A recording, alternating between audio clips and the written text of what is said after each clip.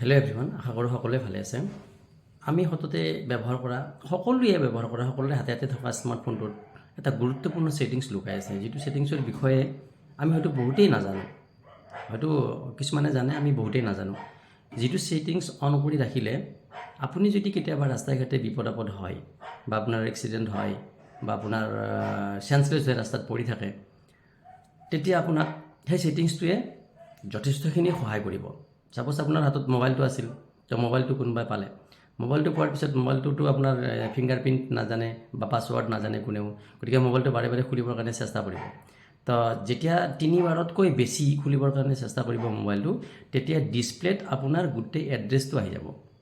আপোনাৰ তাত ভিতৰত ফোন নাম্বাৰ দিয়া আছে, সেই ফোন নাম্বাৰটো আপুনি যিটো ছেভ কৰি ৰাখিব, সেই ফোন নাম্বাৰটো ডিছপ্লেত আহি যাব ধুনীয়াকৈ। আপুনি এজন গাৰ্জেন, আপোনাৰ একদম একান্ত যিজন গাৰ্জেন আৰু যাৰ মোবাইলটো সদায় অন থাকে, তেওঁৰ নাম্বাৰটো তাত ভিতৰত ছেভ কৰি থৈ দিব। প্লাছ আপোনাৰ লোকেশ্যন থাকিব, এড্ৰেছ থাকিব, ব্লাড গ্ৰুপ থাকিব, গোটেইখিনি ডিটেইলছ থাকিব। যেতিয়া মোবাইলটো খুলিবৰ কাৰণে চেষ্টা কৰিব কোনোবাই, বা চুৰ হৈ গ'লেও সেই মোবাইলটো যদি কোনোবা চুৰিয়ে যেতিয়া খুলিবৰ কাৰণে চেষ্টা কৰিব, সেই গোটেইখিনি আপডেট আপোনাৰ যিটো নাম্বাৰ দিয়া থাকে সেই নাম্বাৰটোলৈকে ন'টিফিকেশ্যনত আহি যাব। প্লাছ আপুনি ন'টিফিকেশ্যনত ঘৰৰ মানুহে অলৰেডি গম পাব। দ্বিতীয় কথা হ'ল, সেই স্পটৰ পৰা, সেই জেগাখিনিৰ পৰা আপোনাক ফোন কৰিব পাৰিব ঘৰলৈকে। সেই নাম্বাৰটো ডিছপ্লেত শ্ব' হ'ব। আপোনাৰ নামটো শ্ব' কৰিব, আপোনাৰ ব্লাড গ্ৰুপ শ্ব' কৰিব, আপোনাৰ এড্ৰেছ শ্ব' কৰিব, আপোনাৰ ফোন নাম্বাৰটো শ্ব' কৰিব। এই গোটেইখিনি ছেটিংছত আপুনি ঠিক ঠাক কৰি থ'ব লাগিব। তো সেই গুৰুত্বপূৰ্ণ ছেটিংছটো ক'ত লুকাই আছে বা ক'ত আছে, আমি এইটো বহুতেই নাজানো। চ' মই ভিডিঅ' আকাৰে আপোনালোকক দেখাই দিম। আশা কৰোঁ আপোনালোকে ভিডিঅ'টো ভাল লাগিলে নিশ্চয় শ্বেয়াৰ কৰিব। মোবাইলটো খুলি আপুনি ছেটিংছত যাব। ছেটিংছত যাই আপুনি ছেটিংছত ক্লিক কৰিব। ছেটিংছত ক্লিক কৰাৰ পিছত আপুনি ইয়াতে দেখা পাব ছেফটি এণ্ড ইমাৰ্জেঞ্চি। এই ছেফটি এণ্ড ইমাৰ্জেঞ্চিত আপুনি ক্লিক কৰি দিব।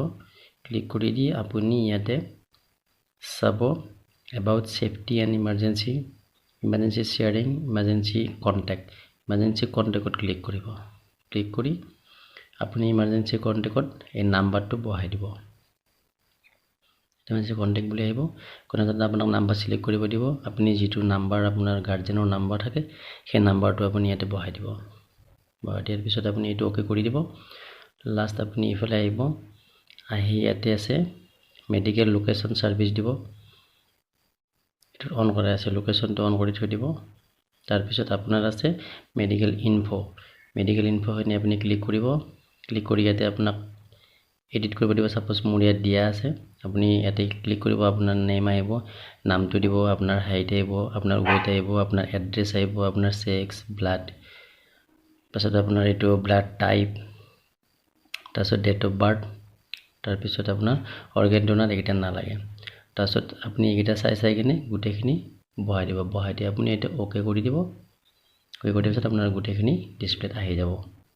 এই গোটেইখিনি আহি যোৱাৰ পিছত আপুনি অ'কে কৰি থৈ দিব।